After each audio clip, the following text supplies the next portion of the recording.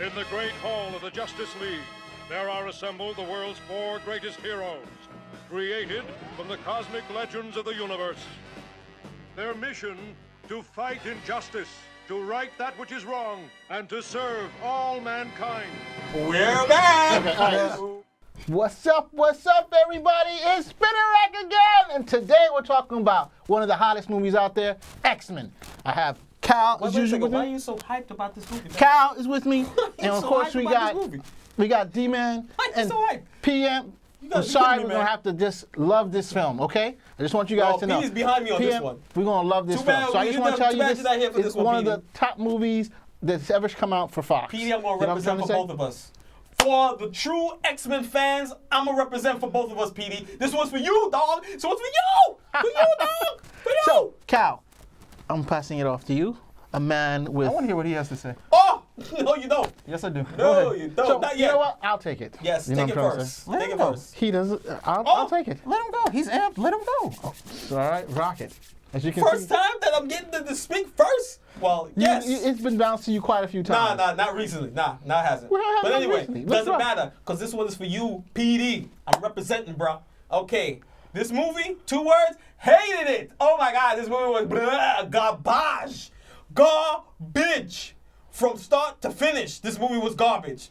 Let me hit all the high points on this movie, or the low points, I should say, about this movie that was terrible. PD, this is for you, man. Okay, Apocalypse.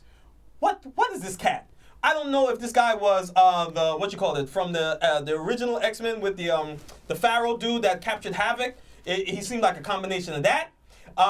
Once again, we have Bryan Singer rehashing X-Men #1, where in X-Men #1, when we were introduced to Wolverine, he's in a cage fighting. Now we got Angel and Nightcrawler. Same premise.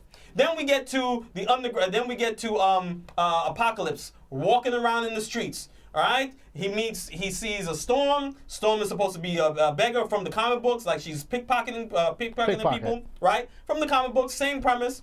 But now it's his power that allows her to get the white hair, and I was like, oh gosh, okay.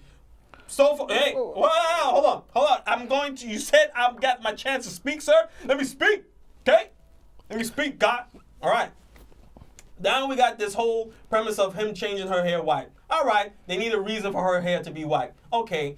Now, when she gets her powers, she's once again relegated to the background. She is nothing. Once again, like Halle Berry, a character that has so much potential, such a strong character in the comic books. Word up, brother. We get nothing from Storm. Nothing. Okay? See, I backed you up on that one. You see I just want to say I backed you up on that one. Okay, this one was for Petey. Just that one particular part, not the whole thing, just that one particular part, because the gray hair really didn't matter. Because, I mean, when you think about what happened to Archangel, but I just want to point that out, that transformation does occur when you become part of the Archangel part, the Archangel part. Yeah, so just want you to know that. Is it Archangel or Archangel? Archangel. Archangel.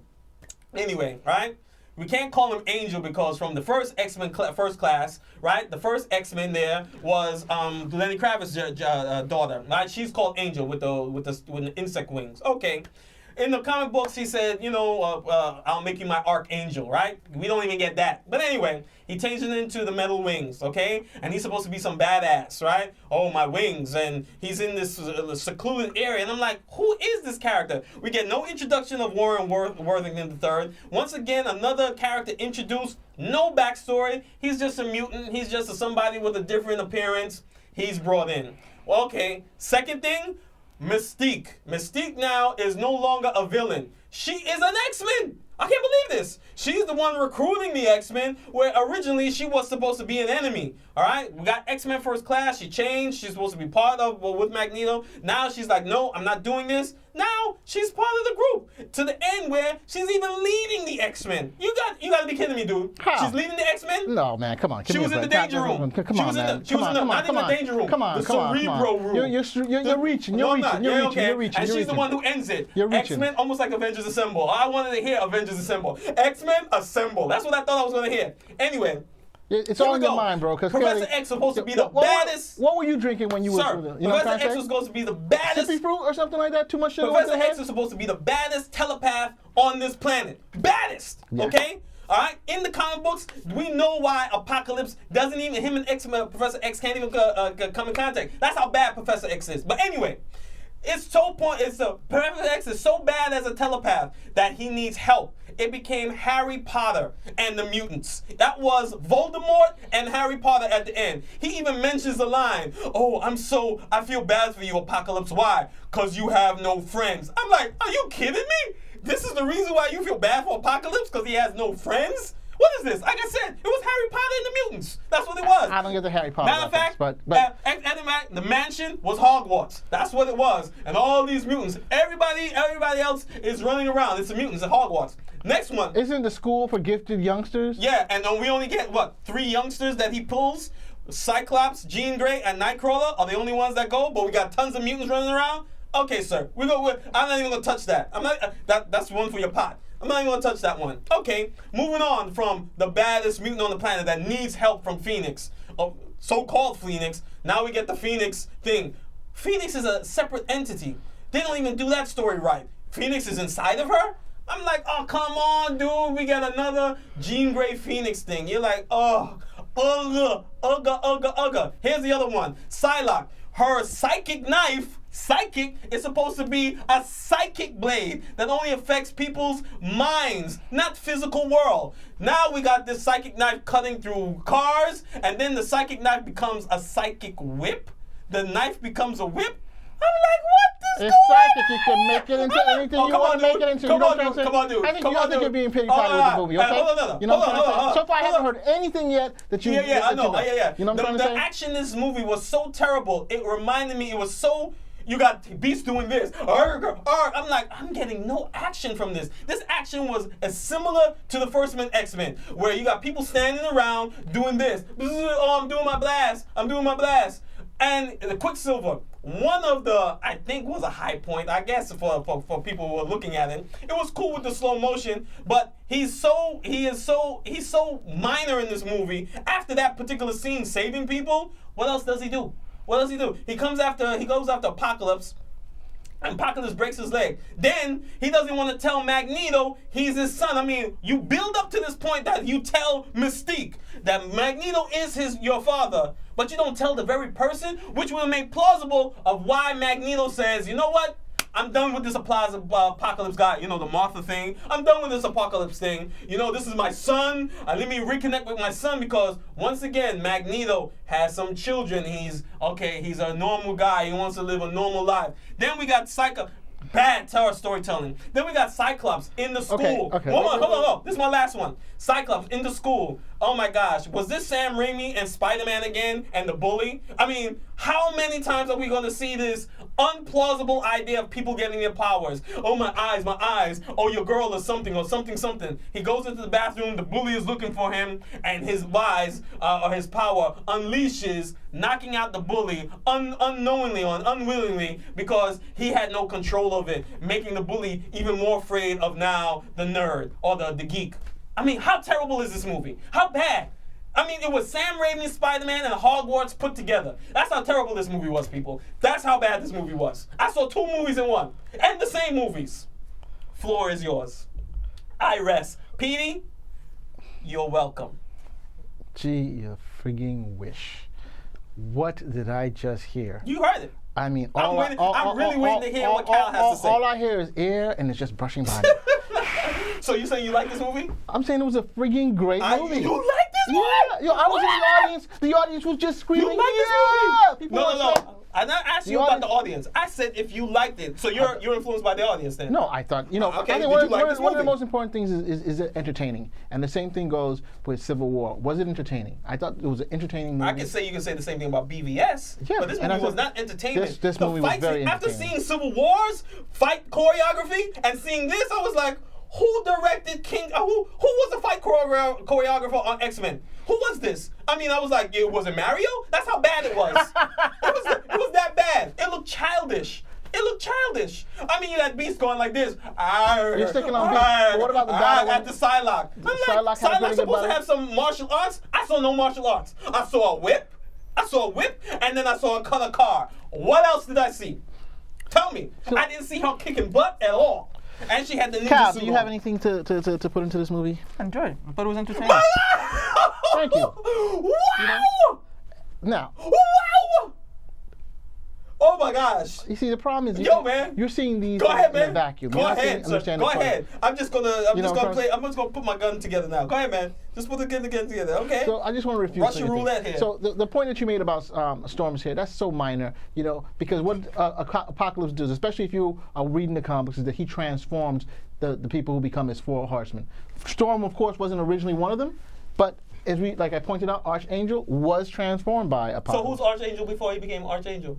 Angel. Some guy. Yeah. Did you know that from the movie? Right, you were talking about getting some information about. Hold on. You were talking about last time. You were talking about Bucky. We need to know more about Bucky. Tell me more about Archangel from this movie. Talk to me. He was a minor character. Talk to me. The main character was You not. got four horsemen. Look, name the four horsemen. Angel, Psylocke. Who's Psylocke before this movie?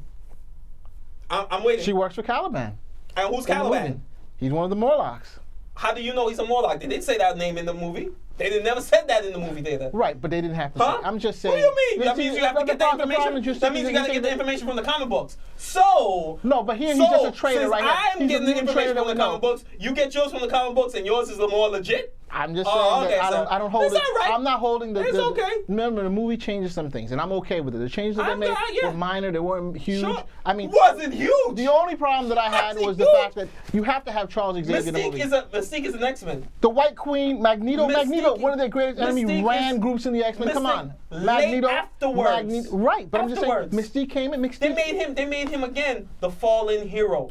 Magneto's supposed to be he's the fallen hero. The man murdered how many people after his daughter died? Did you see how many people he murdered? Everybody. But you're justified as a viewer watching Magneto. Yes, you are, because I'm not justified. Really? I'm not justified. Really? I'm you not. Didn't feel that's the whole idea of why they made Magneto this particular. He's a sympathetic hero. He's a sympathetic villain. No, the sympathetic to say if you kill the guy who killed your daughter, okay, boom, all right. That's the guy who killed your daughter. But you feel like he has reasons to. That's what he said. He said he has reasons. He feels like he's justified for doing that. He's not justified for that. Because then he becomes the same monster that he keeps complaining about. The thing that we keep seeing his hands. So you want to tell me people were not clapping in the theater for that?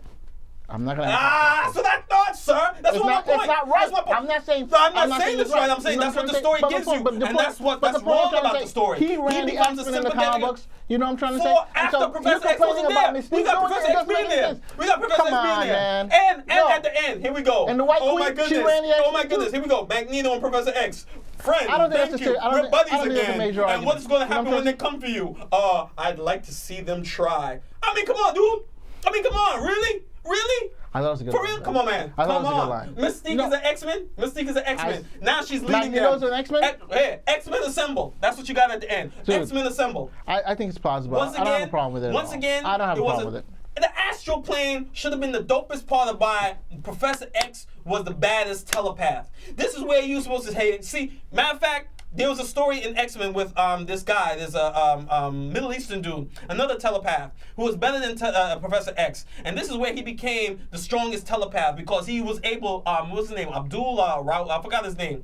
Anyway, he was so bad he was beating Professor X crazy. Everything he did was affecting him on the physical world, just like the Matrix. Your brain gets accosted in the astral plane, your body is affected on the real world. Anyway, Professor X said, you know what? I'm just going to let this guy grab me, and I'm going to shoot this blast up in his brain. Killed him, right? And we didn't get this point where Professor X is like pulling other. I mean, I would have been better if saying Professor X saying, you know what? Let me pull from Jean Grey. Let me use her energy, but not say Jean Grey saves me. I mean, how weak are you that you go? I mean, a student who's not even trained. Who's not even trained yet, who doesn't know her powers, to help me. And she's powerful enough to help you out and beat this cat? This was weak. No, I totally disagree. I think because I think that's a totally wrong answer. You have no friends. Cal, what do you think, Cal? Again, I was entertained. I'm gonna go see it again on Sunday. There it is. Exactly. There it is. Yeah, I may end up seeing it myself too. Hold on. Back.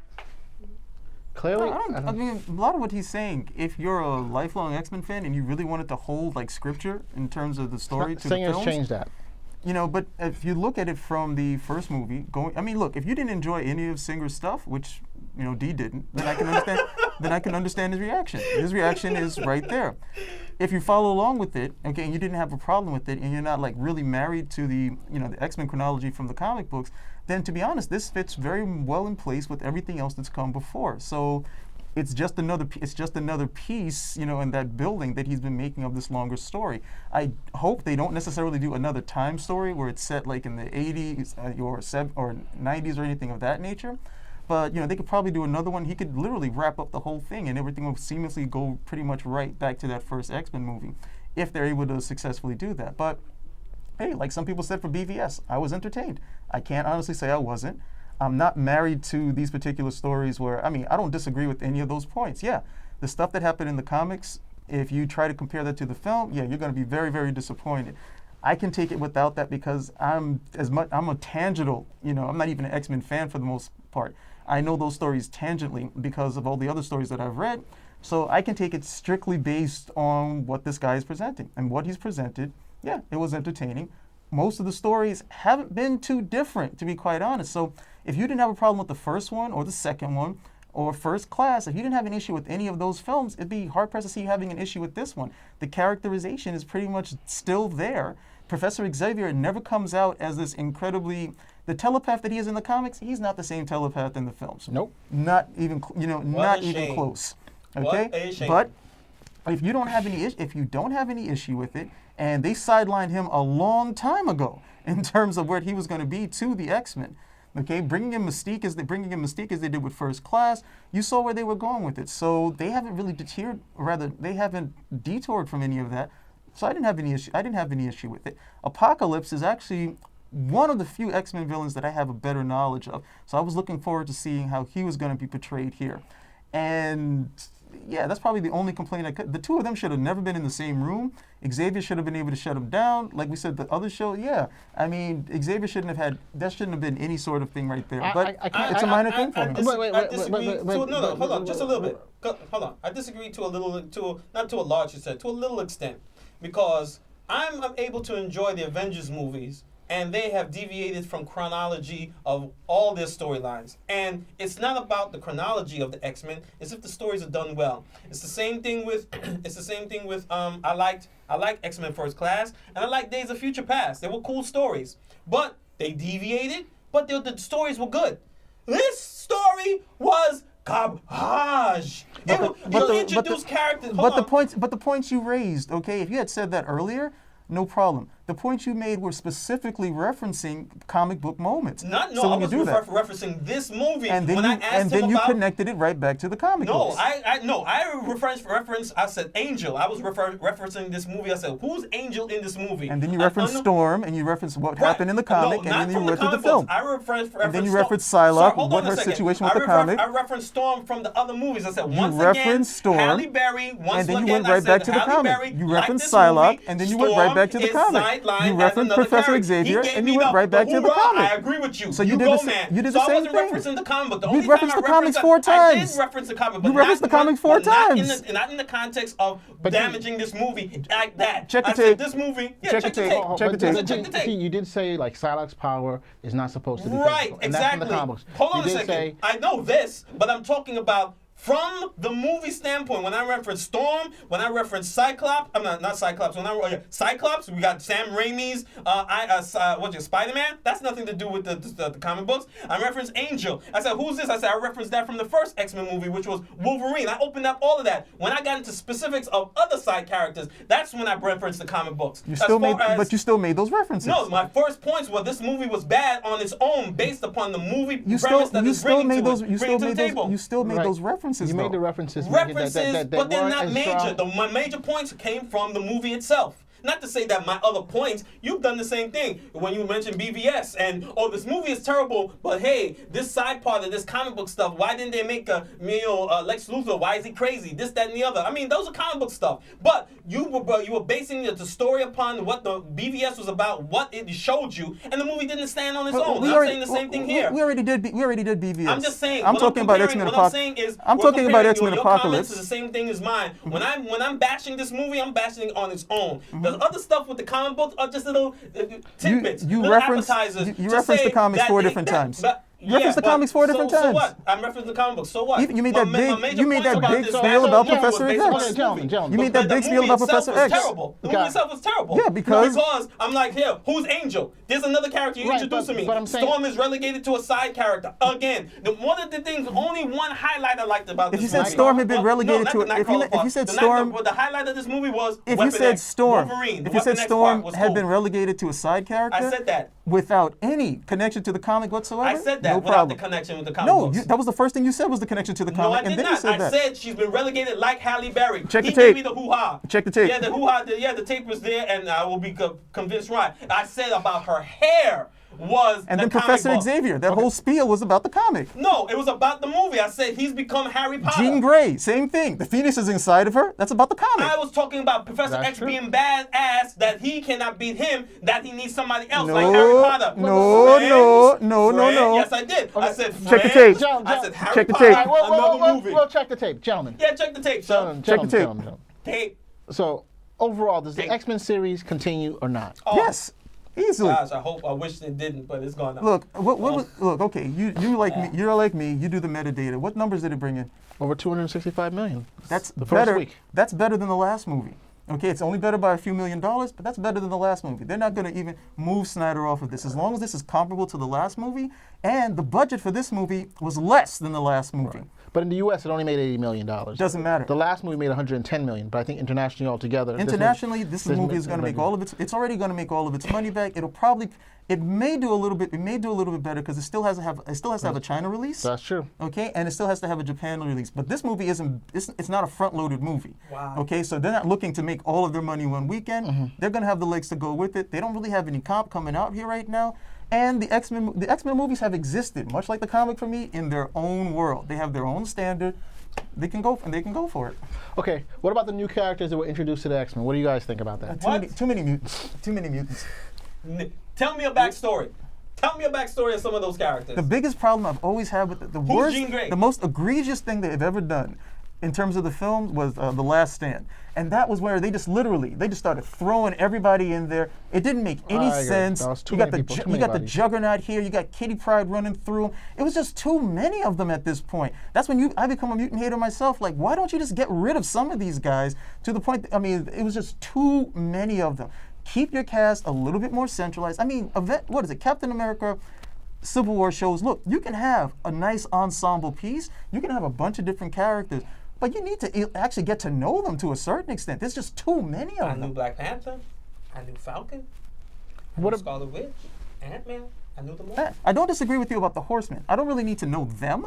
Okay, because these guys are just means to an end. They're just supposed to come over there, be scary, what have you. But they're using pivotal characters. But the other characters they're throwing in. So if you're using pivotal characters, then I need to know. That's like when they do, these are villains, and okay, he's just a villain, he's a bad guy. Come on, that makes the story weak. Give me some backstory. Give me some meat of these characters so I can have some understanding of their motivations. Okay, why does Angel go along? This guy just forcibly changed this guy's wings into metal. Why does he go along with Apocalypse at that point? Why would he do that? I'm coming in, this guy pops up into my room. It's your question. It's your question, man. So what did you think about it? It's your question. So what did you think about it? I thought the film was fantastic. I asked you a question. No. That question. What did you think about it? You said the new characters are introduced. What did you think about the new characters? I like the new characters. I thought it was a good, fresh, getting younger characters to come in. You're right. I think they sidelined Storm once again, but I thought it was a new, fresh look for new Storm coming in was pretty good too. I wasn't surprised by Storm being sidelined though. She's been sidelined every single one of these films. Why should this one be different? No, I wasn't surprised either. Come on, man. You got so many characters that could stand on their own. Same director. He never knew what to do with her before. He's not going to do anything here. That's why I don't like Singer. Right. What's his name did a better job. What's his name? The dude that did First Class. The guy who directed First Class, who was supposed to be the director for Days of Future Past, but of course, Mr. Executive Producer, I don't know what the behind the scenes was, removed him, or I should say, he left. Under some kind of, really weird circumstances, and now Bryan Singer became the director again. So getting back to most of this movie is already put down and put on the plate to be directed and to be produced. The guy who's supposed to be directing it, the guy from First Class, who made a big push to bring back the X-Men in a big, strong way, is not directing it. Got it. Yeah. So And now that you got Bryan Singer again, we got the same whackness. Getting back to the movie again, one of the reasons I liked it too was that, I think that we have to look at the characters too. Like Jean Grey, I didn't have a problem with her being being Phoenix already, or that Professor Xavier knew that. I think your problem was with the movie is that Professor Xavier is the most powerful psychic in the world. And we agree with telepath in the world, right? But the problem is if you have someone that powerful, it's the same thing in Civil War. If you would have had Hulk or Thor, why couldn't they just end the whole thing in a minute? You know what I'm trying to say? We're talking about just a regular dude in Civil War. If he's having a fight with this guy, and this guy here, we're saying Apocalypse has built up all this power. Right. Granted. And I don't have a problem with it. I don't have a problem with that. I don't have a problem with Apocalypse being the strongest or the first mutant, right? I don't have a problem with that. But once we get on the astral plane, and you're supposed to be beating this cat up, Professor X at this point is supposed to be showing me why you are the leader or the person who brought all these mutants together. Remember, when we get first introduced to Professor X of this particular one from first class, this guy goes into the FBI thing there and mind zaps everybody. Everybody's frozen. And you're like, remember? And he was like, those are regular people. Come These on, are man. regular That's how people. powerful his mind is. But those are regular people. You can't compare regular opposed people. To what you guys were talking about, that they never showed Professor X that powerful. They showed him that powerful because he went into a whole building and caused people to stop in their tracks. That's just regular people. No, what are you talking about? That's the whole point. No, that's the whole point. That shows me how powerful this guy is. No. Telepath now. I was with him up to a certain point, and then you deterred again. That scene right over there is just a fraction what Professor X could do in the actual comic. In one issue, he took over the mind of every single person on the planet. So him stopping a room. No, he did that on his own. No, he did this with the help of Cerebro in the You didn't read the other comic then. You didn't read the Grant Morrison run, did you? Yeah, Grant Morrison. Nah. Okay, so you didn't read that. So you didn't read that comic. The original stuff where we got the before. Bottom Grant line, that set the stage that is a for fraction. X. That is a fraction of the power that Professor X can have. I don't expect to see that in the film because, to be honest, did you read the stuff prior to Grant Morrison? I read that stuff and I read the Grant Morrison. Did you read the stuff prior to Grant Morrison? So I just answered your question. Hold on, ask you a question. Did you read the stuff prior to Grant Morrison? I just answered your question. You're so busy talking, you don't even hear. What did you say? Stop talking. So what did you say? You gonna stop? When I ask, that's when you answer. What did you say? Let's proceed. I didn't hear anything. Let's proceed. Hear the quietness after I say something? Look. What did he say? What did you say? Look. What did he say? Did you hear him say something? He was talking. You okay, I asked the question. All right. Let him. I didn't hear an answer. Hold on a second. I still don't hear anything. Hold on a second. Look.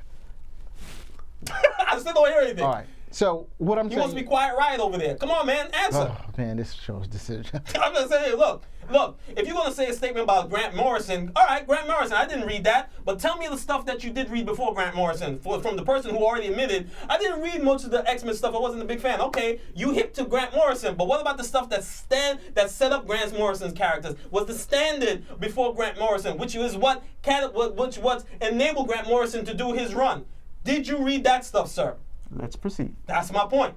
Okay, so you can't tell me about when Grant you review Morrison the tape. When you review the tape, you'll see I answered your question. You've been so busy. The answer? I answered your question already. Okay, can I get an answer? Yeah, review the tape. You're so busy talking, you don't want to hear it. This guy with the review the tape. Come on, man. Come on, it's a simple answer. It's a simple question. All it is a yes or no. Then you can move on with your discussion because now we'll have anything I've already to say. moved on.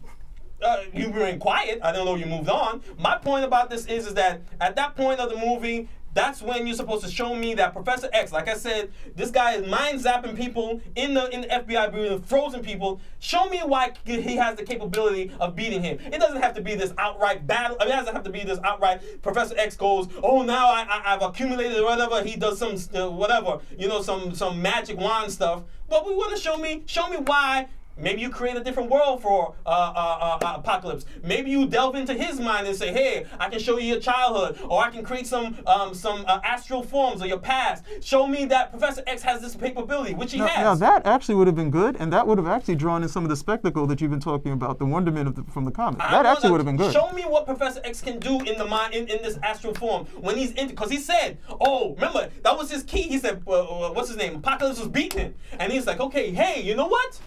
The connection doesn't work one way. It works both ways. Yeah. And that's when I was like, okay, now I'm going to see this dude is going to get busy. And what's happening? He's getting pounded, and he's bloodied, and it's like he's in a building. And I'm like, dude, you in the astral form. Fly if you want to. Become right, but corporeal.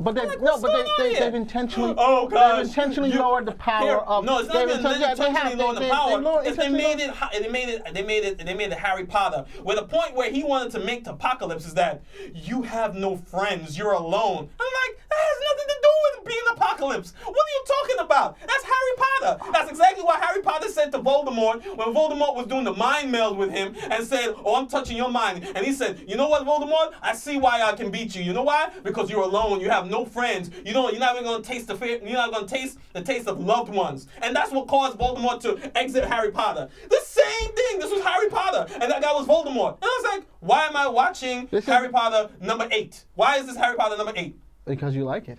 Clearly, you like Harry it. Potter number 8, man. I mean, with Spider-Man thrown in. I didn't. Spider-Man thrown in. No Spider-Man. Cyclops. That's a Spider-Man. Give me.